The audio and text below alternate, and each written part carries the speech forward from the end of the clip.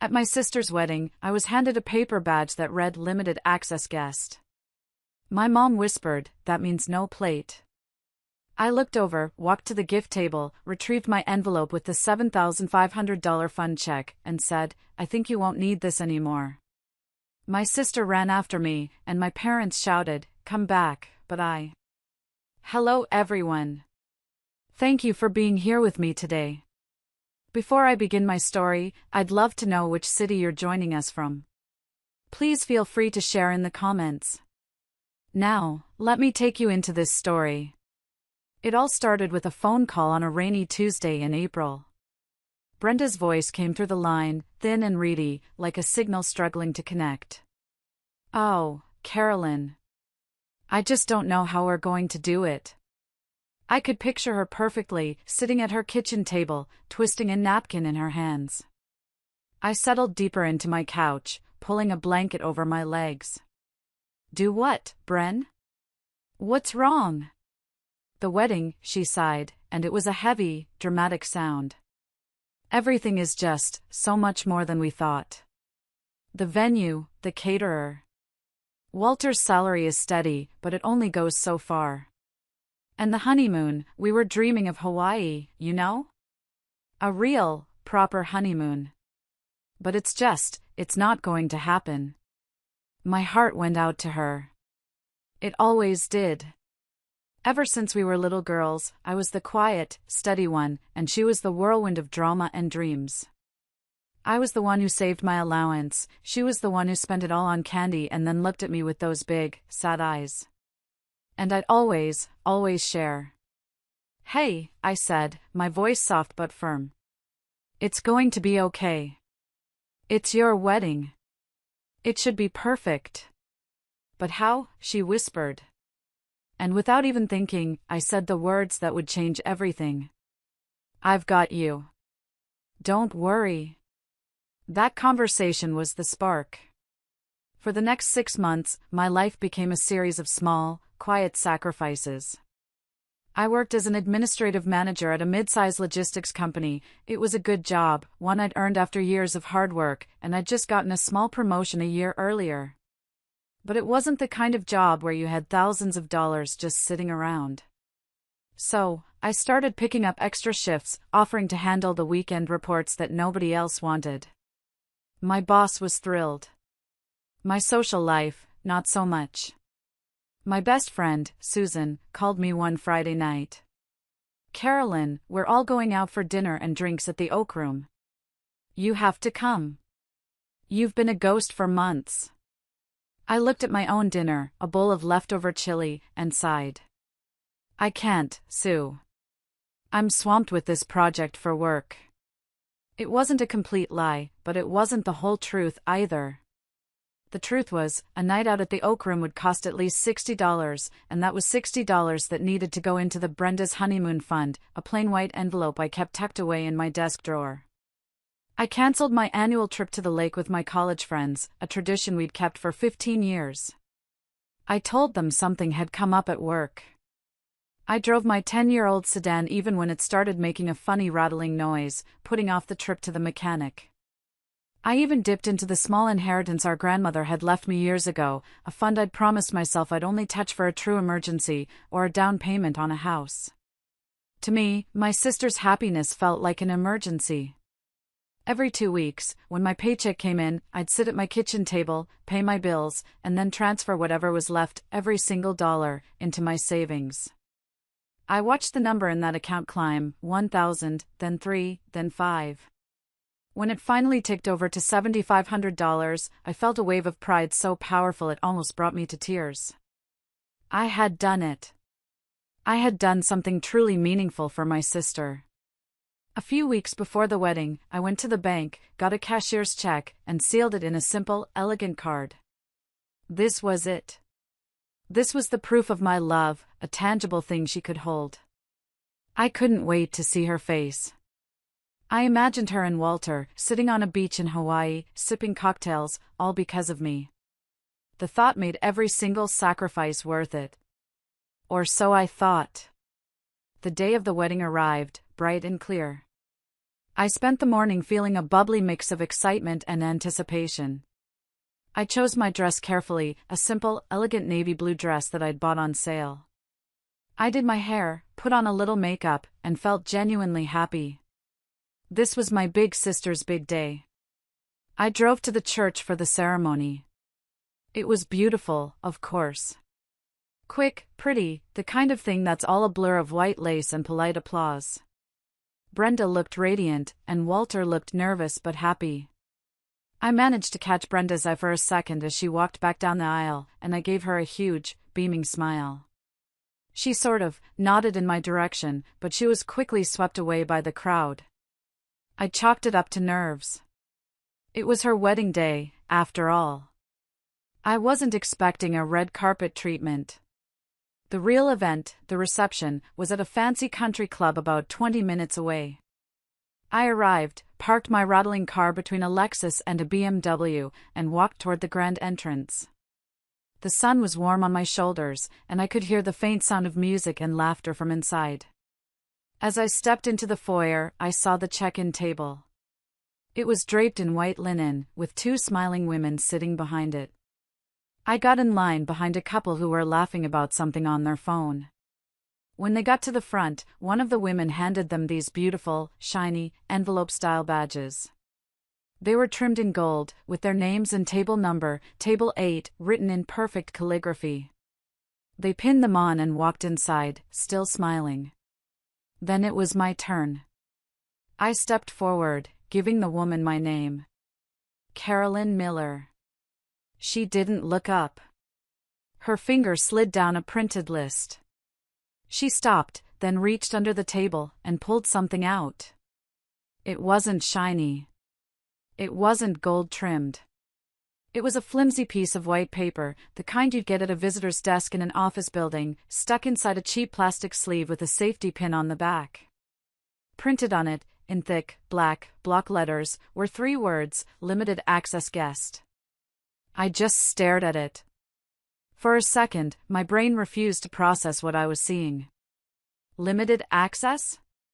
What did that even mean? I looked at the list on her table, trying to see my name, but she had it angled away from me. I thought, this has to be a mistake. A vendor mix-up. Something. Excuse me, I started to say, my voice sounding weak.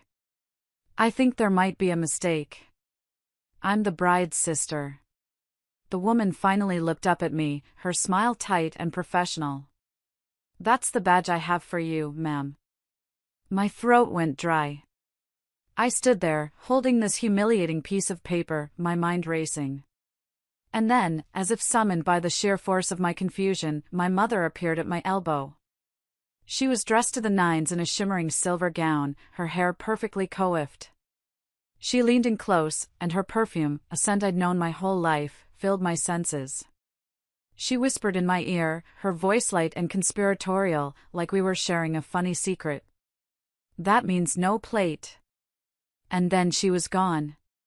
She just straightened up, gave me a little pat on the arm, and swept into the main hall before I could even form a question. That means no plate. The words echoed in my head.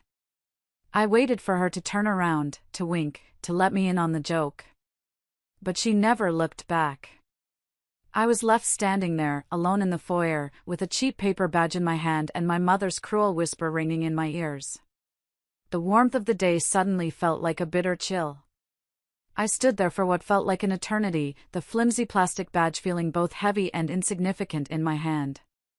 The sounds of the party, the clinking glasses, the swell of music, the waves of laughter, seemed to be coming from a great distance. My first instinct was just to turn around, walk out the door, and drive away. But a stubborn little part of me, the part that had sacrificed for 6 months, refused to believe it. This is a misunderstanding, I told myself. A really, really weird misunderstanding. Mom must have been joking. It was a bad joke, but a joke nonetheless. Clutching that ridiculous badge, I forced my feet to move. I walked into the main hall, my eyes scanning the room, desperately looking for evidence to prove my own theory right. The room was stunning. Huge chandeliers dripped with crystals, casting a golden glow over dozens of round tables draped in white cloths. At the center of each table was an elaborate floral arrangement. Servers were already moving gracefully between the tables, placing dishes in front of seated guests. My heart started to pound a slow, heavy rhythm against my ribs. I made my way to the front of the room where a large, ornate seating chart stood on an easel. It was a beautiful board, with names written in the same elegant gold calligraphy as the other guests' badges. I ran my finger down the alphabetical list, searching for my name. L.M. Miller. There it was. Miller, David. Miller, Patricia. My parents.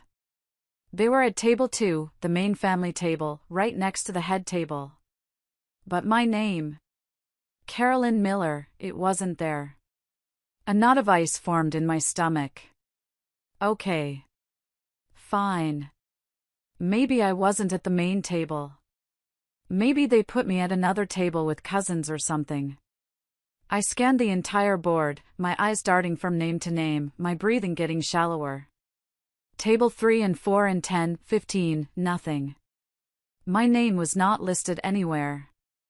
No chair. No plate. Not even a name card tucked away at a forgotten table in the back corner. I wasn't a guest. I wasn't even family. I was a placeholder, a loose end they hadn't bothered to snip. The label on my badge suddenly made a horrifying kind of sense. Limited access. Access to what? The ceremony, apparently. Access to the gift table. But not access to a meal, to a seat, to a place among the people I was supposed to belong to. I backed away from the seating chart and found a spot near the wall, trying to make myself as small as possible. I felt 100 pairs of eyes on me, even though no one was looking. I could feel the cheap plastic of my badge against my dress, branding me. I watched as everyone settled in. I saw my sister, Brenda, raise a glass for a toast, her smile dazzling. I saw my parents clapping, their faces beaming with pride. I saw Walter lean in and kiss Brenda's cheek while people snapped photos. They all looked so happy, so perfect, existing in a world where I apparently didn't have a seat at the table. I waited. I stood there against that wall, telling myself that someone, anyone, would notice me. That Brenda would see me, her eyes would widen in horror, and she'd rush over, saying, "Oh my God, Carolyn, there's been a terrible mistake." That my dad would catch my eye and wave me over.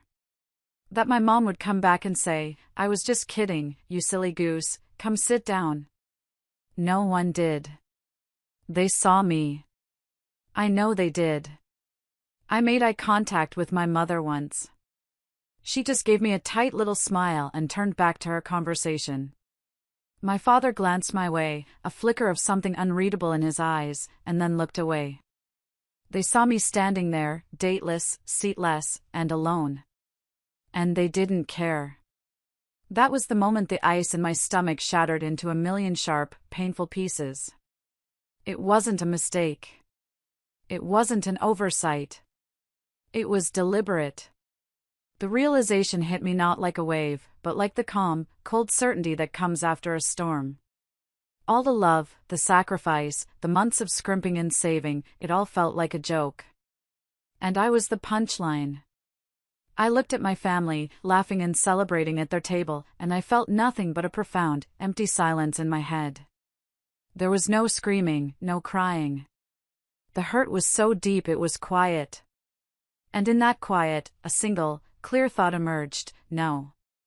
You don't get to do this to me. I pushed myself off the wall.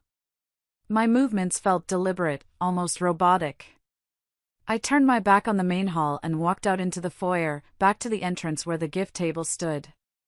It had been crowded earlier, but now it was quiet, attended only by a single staff member who was busy organizing gift bags. There were a few scattered envelopes and boxes on the table. I spotted mine immediately. It was a plain white envelope, a little bent at the corner from when I'd placed it down earlier. It was the only one that wasn't sealed with a fancy sticker or a ribbon, just folded closed. It looked as plain and out of place as I felt. I walked over, my heels clicking softly on the marble floor. The staff member looked up, and I gave her a small, polite smile. "Just forgot to add something to my card," I said smoothly. She nodded and turned back to her task. I picked up the envelope. The paper felt cool against my skin. For a moment, I just held it, the weight of that $7,500 check inside feeling impossibly heavy. It represented 6 months of my life. 6 months of saying no to myself so I could say yes to my sister. And unfortunately for them, I was about to take it back. I opened the flap, slid out the card, and took out the check. I held it between my fingers for a second, then folded it neatly and tucked it into my small purse. I put the empty card back in the envelope and placed it back on the table. Then, I turned. I didn't shout. I didn't make a scene. But I spoke, my voice not loud, but clear and steady enough to cut through the distant music. "I think you won't need this anymore." I didn't wait for a reaction.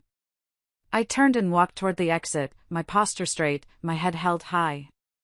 I didn't make it 10 steps. First, I heard the sound of a chair scraping violently against the floor. Then, someone calling my name, sharp and confused. Then my sister's voice, louder, angrier. "Carolyn! What are you doing?" And then my parents. "Come back! Carolyn, come back here right now." They were all shouting now. A commotion was rising behind me, a wave of shock and anger. But I didn't turn around. I didn't break my stride. I walked calmly out of the grand entrance, into the late afternoon sun. I walked to my car, started the engine, which, of course, made that rattling noise, and drove off without a single glance in the rearview mirror. They could toast and dance all they wanted. But now, the honeymoon in Hawaii they'd been so desperate to afford just got a little less golden. They didn't want me there. Fine. But they wouldn't get to use me either. The quiet girl who always shared her candy was finally done sharing. I didn't sleep that night.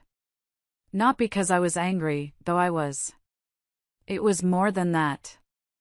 Every detail of what happened kept replaying in my head in a perfect, painful loop, like a movie burned onto the inside of my eyelids.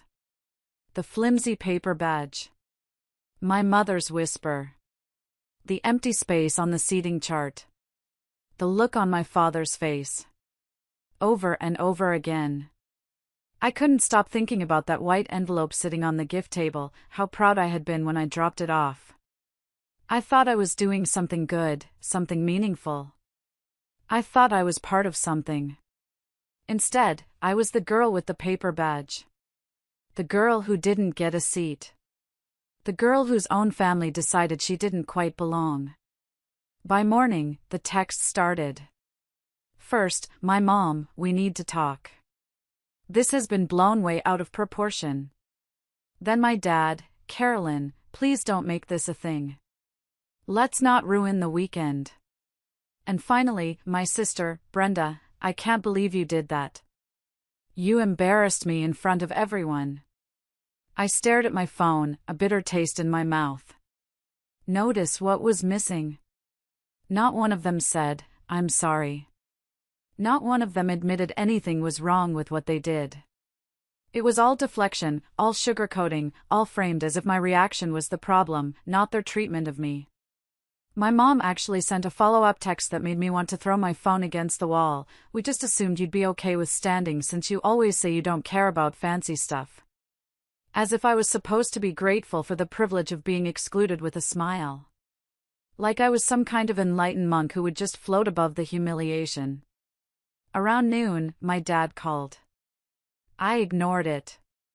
He called again, then sent a text. "Come over. We want to talk. Your sister's here, too." I didn't answer right away. I took a long shower, letting the hot water run down my back. I made myself some breakfast, scrambled eggs and toast, and ate it slowly at my kitchen table. I cleaned the kitchen. I didn't owe them urgency. I didn't owe them the benefit of the doubt anymore. But still, part of me wanted to go. Not to fix anything. Just to watch them squirm a little. They needed that check. I knew it. So, I went. When I pulled into the driveway, Brenda's car was already there. I walked in without knocking. All three of them were in the living room, arranged like a jury. My mom tried to look casual, smiling like I was just back from a long vacation. My dad nodded, his expression serious, like this was going to be a reasonable business conversation. Brenda stood with her arms crossed, refusing to look at me. I sat down in the armchair opposite them and didn't say a word. I just waited. My dad spoke first, clearing his throat. Well, he began, it was really unfortunate how things went yesterday. Not that they made it unfortunate. Just that it happened to be unfortunate. My mom followed with some lines about miscommunication and logistics. She used the word oversight 3 times, as if I had just slipped through the cracks of a spreadsheet error. Brenda finally spoke, her voice sharp. I still can't believe you walked out and took your gift back. What were you thinking? I listened to it all, nodding occasionally. When they had finished their pathetic damage control, I looked at them, one by one. Then I said one thing. I might change my mind. That was it. No promises, no apologies, no explanations. Just that one little word, might. The shift in the room was instant and palpable. My mom sat up straighter, her eyes wide like I'd just thrown her a life preserver. My dad let out a sharp little exhale, the tension visibly leaving his shoulders. Even Brenda uncrossed her arms and finally looked directly at me. I could feel their hope, thick and cloying in the air. They thought they'd won. My mom started talking fast. Oh, Carolyn, that would be so generous. That money would go directly to the honeymoon, you know that. We don't want this little thing to hang over us forever.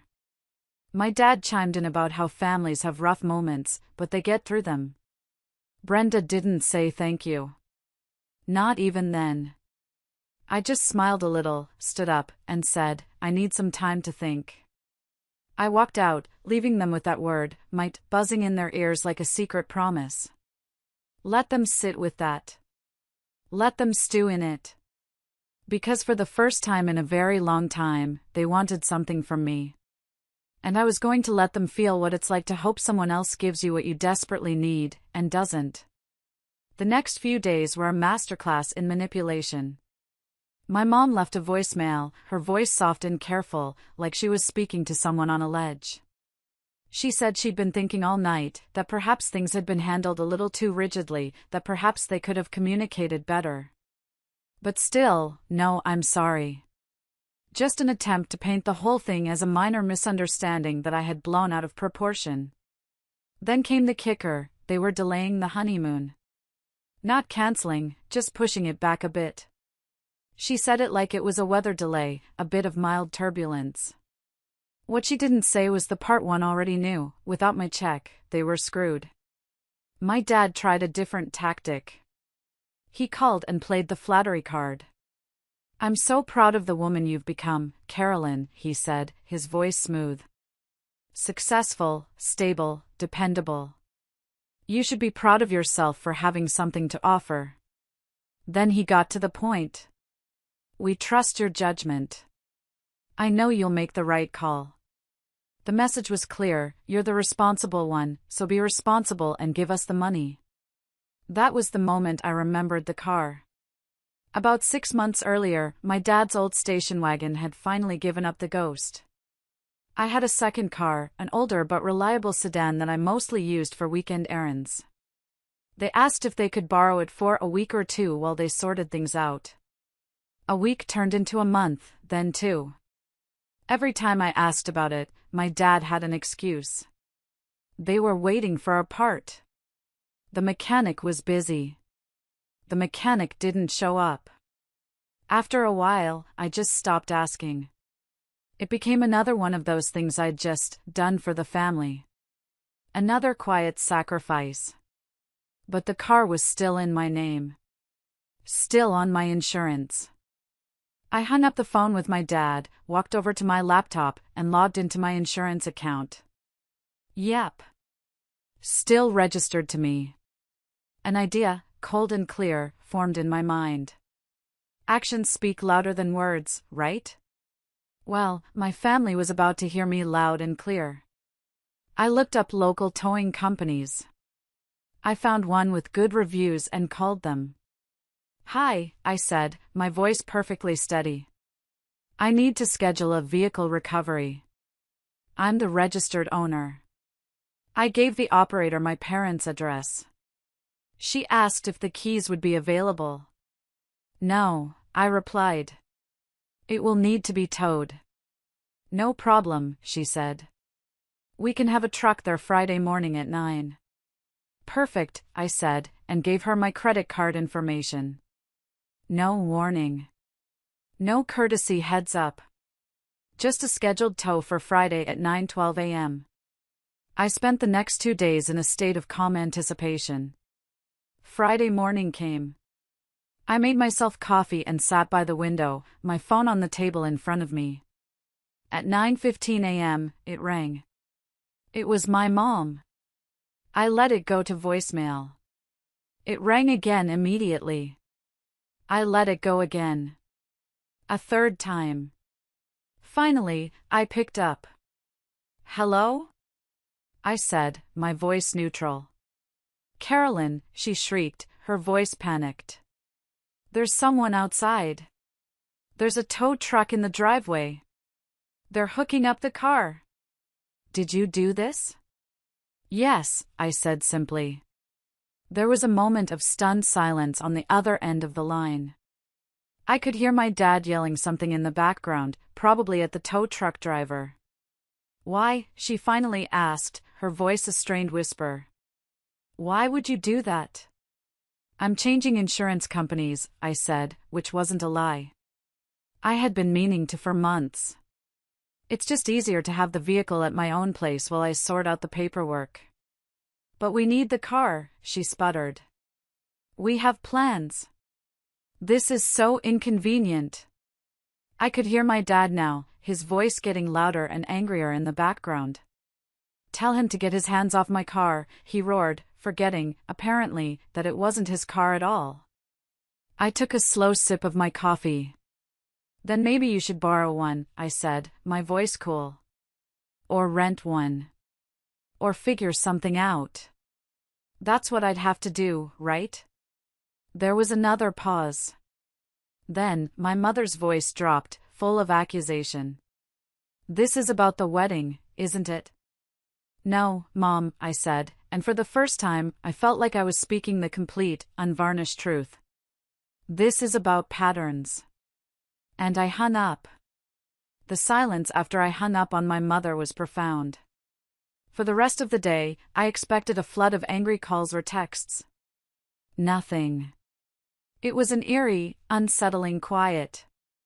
They were probably panicking, trying to figure out their next move now that one of their essential resources, my car, had been taken away.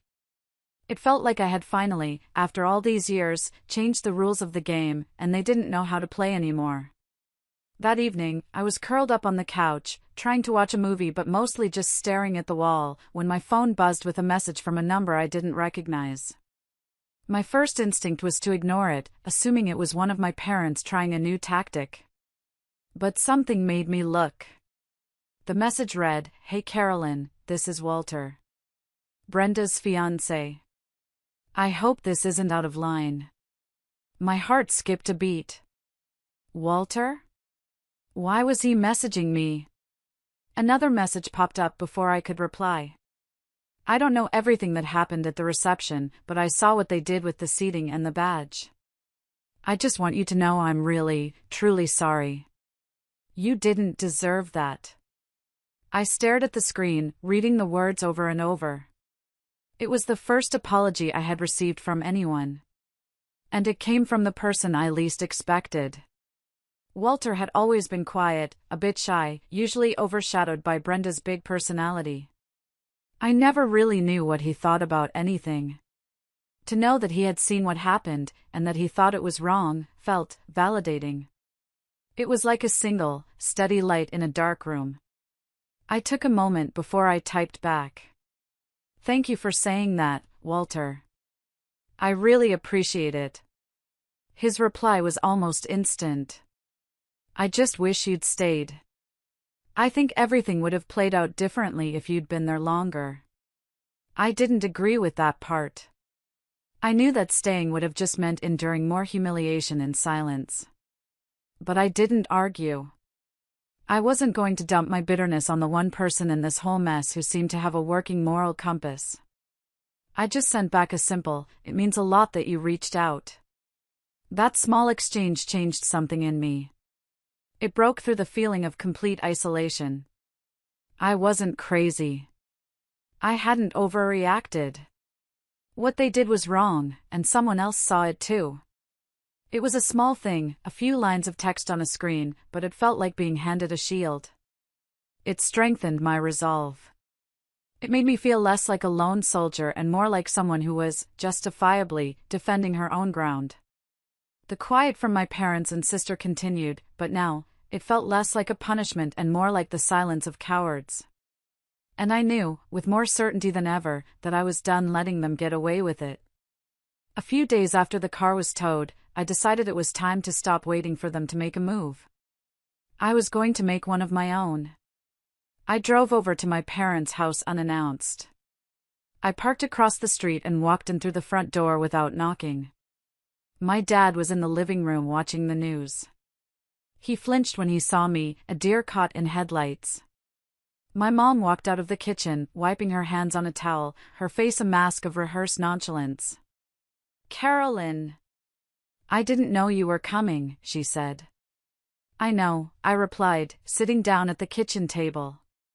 They didn't offer me coffee, which was a first. The air was thick with unspoken tension.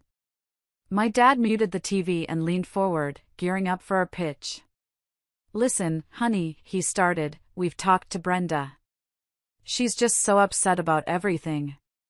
She never intended for you to feel excluded. The wedding was just so stressful, you know? So many decisions." My mom added that they'd been looking at alternative honeymoon options. "Something smaller," she said, her voice dripping with martyrdom. "More local." I let them talk, their weak excuses washing over me. When they were done, I nodded slowly. Then I looked them both in the eye. "I might be able to help," I said. The relief on their faces was immediate and sickeningly transparent. "But," I continued, letting the word hang in the air, "I was thinking maybe I'd put it in the form of a loan." The room froze. You could have heard a pin drop. What kind of terms?" my dad asked, his voice strained. "Monthly repayments with interest," I said calmly. "Nothing crazy. But it's a lot of money." "I think it's fair. We'd need a formal contract, something a lawyer could draft up to make sure we're all protected." They both looked like I'd just started speaking in another language. My mom's face crumpled. "But it was a gift, wasn't it?" she whispered, her voice trembling. And that's when I let the cool, hard anger I'd been holding back finally surface. "It was going to be," I said, my voice low and steady. "Then you downgraded me to a limited access guest and cut me out of my own sister's wedding like I was some distant cousin you barely knew. Gifts are for people you love and respect. Loans are for business arrangements. And right now, this feels a lot more like business." I stood up. "Think about it," I said, walking toward the door. "Let me know what you decide." I didn't get halfway down the driveway before Brenda's car pulled in, screeching to a halt. She jumped out, her face flushed. She must have been on her way over. "Wait, Carolyn, wait," she called out, rushing toward me. I stopped and turned. She looked tired. Not fake tired. Genuinely worn out. And for a weird second, it threw me. "I know they screwed up," she said, her voice breathless. I know I did, too. But you've made your point, okay? Just don't keep doing this. Just give us the gift. I meant it when I said I needed it. I looked at her, at the sister I had adored my whole life. The sister I had sacrificed for. I meant the gift, too, I said quietly. Every single dollar of it. She nodded, a flicker of hope in her eyes. She thought I was caving. But then I just got in my car and drove away, leaving her standing in the driveway with my parents, the three of them finally united in their stunned confusion. They wanted my money, but they were going to have to play by my rules. The ball was in my court, and for the first time, I was the one deciding the game. The days that followed were a strange, silent war. My parents and Brenda didn't respond to my loan offer. I figured they were hoping I'd get lonely or guilty and just give in. They'd spent a lifetime teaching me that keeping the peace was my job, usually at my own expense. They were waiting for me to fall back into my old role. But something inside me had fundamentally shifted. I wasn't that person anymore. Then, one random Thursday night, everything cracked wide open. I was half asleep on the couch, watching some mindless sitcom, when my phone buzzed. It was a notification from an unknown number. I almost ignored it, but the first line of the text made me sit bolt upright. Hey, I hope this isn't too weird, but I really need to tell you something. It's about the wedding and your sister. My heart started pounding, a slow, heavy drumbeat against my ribs. I kept reading. This is Diane, Walter's cousin. I helped them with some of the wedding organization. Seating charts, RSVP stuff, all of it. I saw the original guest list. My breath caught in my throat. I knew, with a sinking certainty, that whatever came next was going to be the final nail in the coffin. A second message followed. You are listed as family, full access, seated at table 2 with your parents and Brenda. 3 days before the wedding, your mom emailed a revised list. You were the only name that was moved. Brenda approved it. I didn't move. I just sat there on my couch in the dark, the only light coming from the glowing screen of my phone. I read the words again. And again. Brenda approved it. This wasn't some mistake my parents made that Brenda was too stressed or too weak to fight. This wasn't an oversight. This was a calculated decision, a precise and deliberate act. My own sister had seen my name on that list, next to hers, and she had signed off on having me demoted, cut out, and humiliated. And they did it knowing exactly what I was bringing to the table. Literally. I had told Brenda weeks earlier that I had something big planned for the wedding gift, something that would take the pressure off her back. She was the one who had cried to me about their budget. I had offered to help, and she had let me. She took my promise of help, and then, 3 days before her wedding, she approved the plan to treat me like a stranger. They wanted the money, but not the connection. They wanted my generosity, but not my presence. They didn't want me in the pictures, in the speeches, at the table. They just wanted the envelope. And that's when it stopped hurting. In that one, awful, clarifying moment, the pain vanished, and something else took its place. It was a cold, hard, and strangely peaceful certainty. I finally knew exactly who they were. And I had proof. No more wondering. No more second-guessing my own feelings. No more giving them the benefit of the doubt. One more message from Diane came through. I'm not trying to stir up drama. I just couldn't sit on it anymore. What they did wasn't okay. I'm really sorry. I stared at the screen. She had already given me the one thing my family never would, the truth. The feeling in that moment, it wasn't sadness anymore. It was a cold, clear understanding. They didn't just make a mistake. They made a choice. They chose the money over me. If you're still listening, please help me out by liking this video and commenting with the number 1 down below. It lets me know you've given me a like, and it tells me you're here with me on this journey. Your support is a bigger encouragement than you can possibly know. Please, comment with the number 1 and then listen to what I did next. The next morning, I woke up calm. There was no emotional spiral, no urge to scream or cry. There was just a quiet, steady acceptance.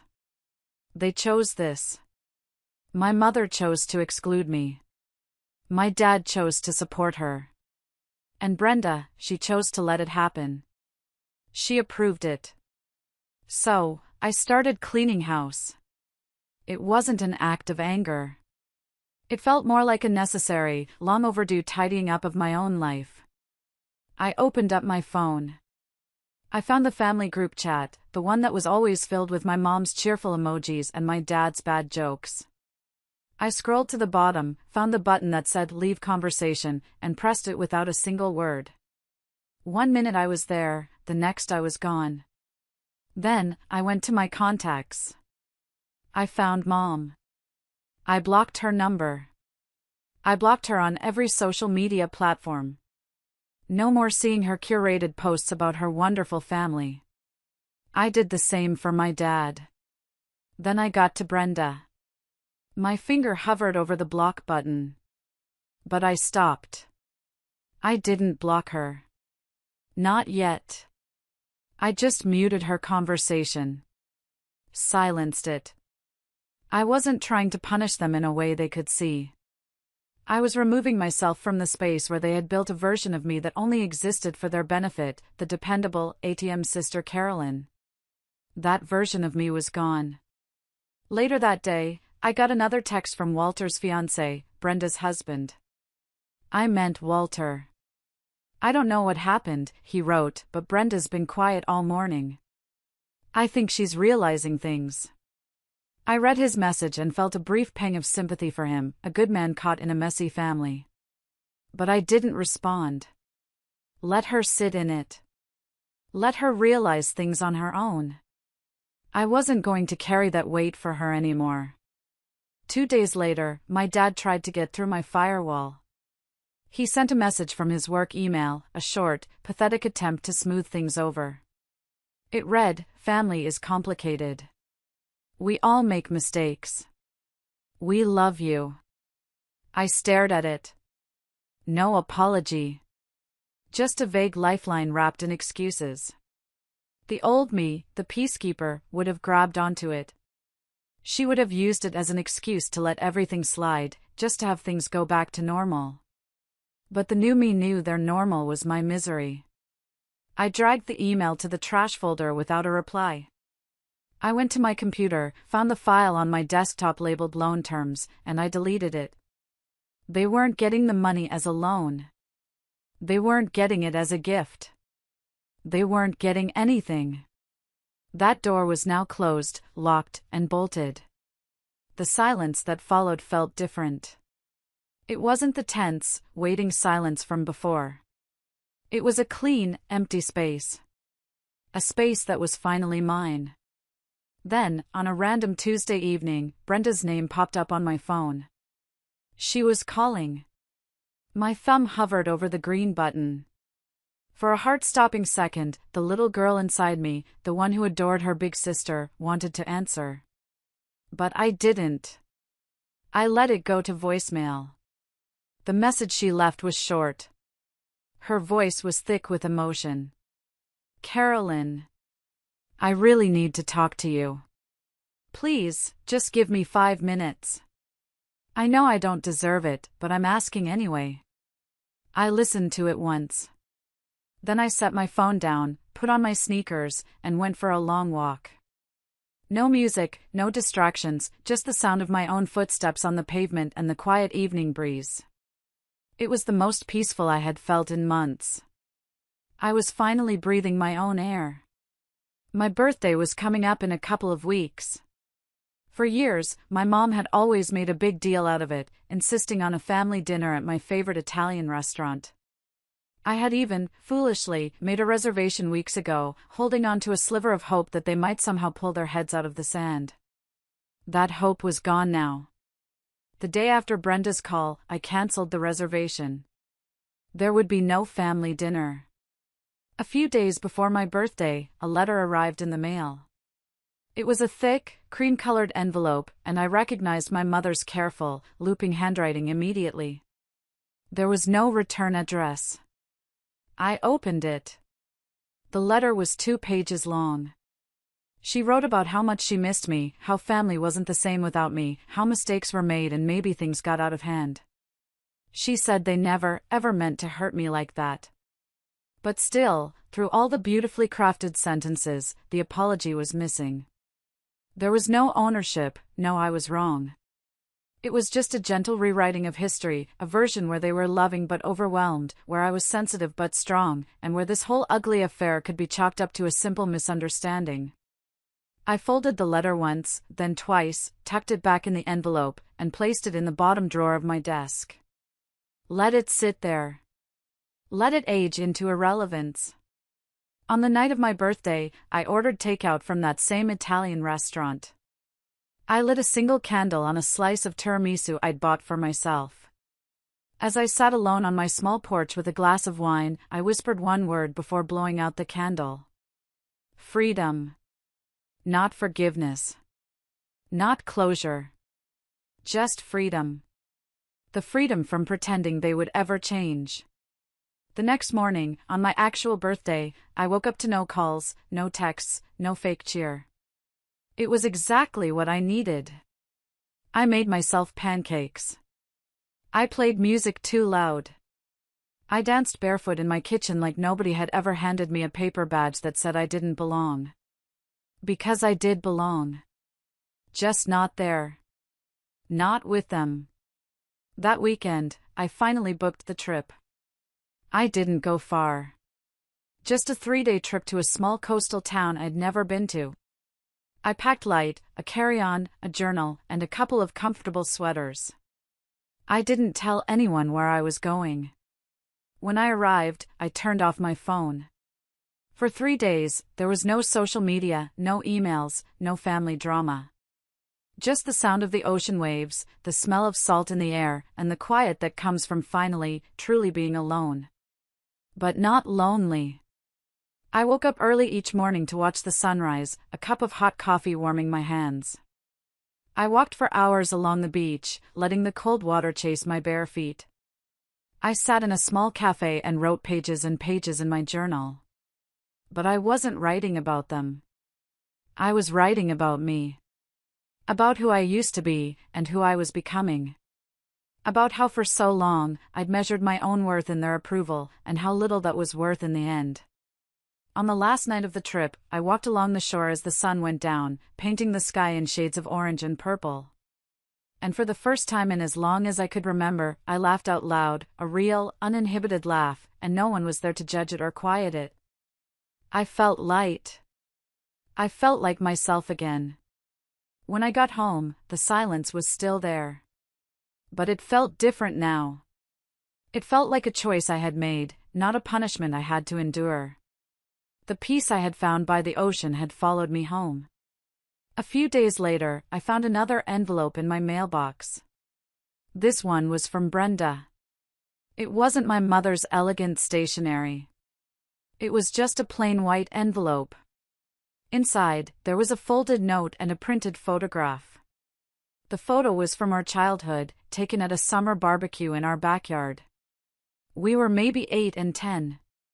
I had chocolate ice cream smeared all over my face, and Brenda was laughing, her arm around my shoulder, reaching out to wipe it off with her sleeve. We both looked so happy, so whole. Before all the complications, before they learned how to make me feel small. I unfolded the note. Her handwriting was messy, rushed. Carolyn, it began. I messed up. I know I did. I didn't stop it when I should have. I was scared of making things worse, and instead I let them get worse. I don't expect forgiveness, but I needed you to know. I'm sorry. I stared at the photo for a long time. Then I looked at her words. I'm sorry. The 2 words my mother couldn't bring herself to write. I put the photo and the note back in the envelope. I didn't rip them up. I didn't throw them away. I walked over to my desk and slid them into the bottom drawer, right next to my mother's letter. I didn't call her. Healing doesn't always mean reopening the door. Sometimes, it just means locking it gently and walking away without slamming it. That night, I got one more text from Walter. I hope someday this changes, he wrote. But if it doesn't, I still think you did the right thing. I've learned more from watching you walk away than I ever did from watching them pretend. I replied, thank you. That means everything. And it did. A few days later, I opened a new document on my laptop. I typed a title at the top, What I Will and Will Not Accept. It was a list. A manifesto for my own life. It started with, I will not accept exclusion masked as tradition. And it ended with, I will protect my peace like it's gold, because it is. And anyone who wants to be in my life has to treat it like treasure, not a tool. I printed it out and taped it to the inside of my closet door. Not for them to see. But for me. A reminder that they might never change, but I already had. They didn't lose a daughter or a sister that day at the wedding. They lost access. Access to my generosity, to my support, to my loyalty. I still have all of those things. I'm just giving them to people who treat me like I belong at the table. And the best part is, I have my own seat now. At a table I built myself. Where I serve my own joy in portions big enough for me to finally feel full. And when I raise my glass, it's not to a family who failed me. It's to the girl who finally said enough, and meant it. To Carolyn. To me. To freedom. As the story closes, we are left with a profound reminder that self-worth is not determined by others, but by the boundaries we set and the respect we demand for ourselves. Carolyn's journey teaches us the importance of standing firm when faced with betrayal, even if it comes from those closest to us. Her strength in reclaiming her voice and walking away from an environment that failed to honor her value is a testament to the power of self-respect and resilience. This story also highlights the delicate balance between forgiveness and self-preservation. While forgiveness may heal wounds, it doesn't always mean reopening doors that were closed for good reason. Carolyn's choice to protect her peace rather than endure further hurt is a lesson in prioritizing one's emotional well-being over the expectations of others. It takes courage to step away, but sometimes, it's the only path to true freedom. What does this story mean to you? Have you ever had to make a difficult decision to protect your peace? Share your thoughts below or drop a good in the comments if this reflection resonates with you.